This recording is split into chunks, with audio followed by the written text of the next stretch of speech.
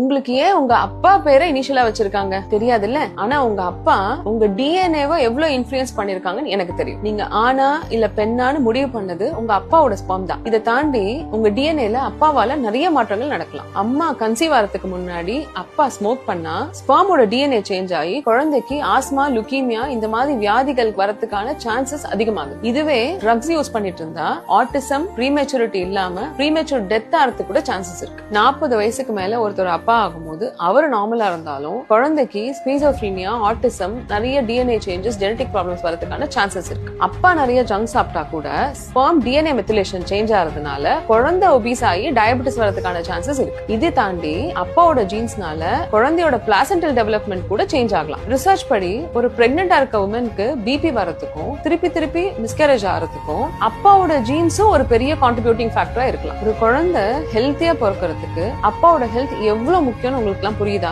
ஆனா ஒரு குழந்தை ஹெல்த்தியா பிறக்கலன்னா அம்மா மேல குத்த சொல்ல மட்டும்தான் இந்த சொசைட்டி ரெடியா இருக்கு. இதுக்கப்புறம் உங்க லைஃப் டெசிஷன்ஸை நல்லா யோசிச்சு எடுங்க. கரெக்ட் தானே?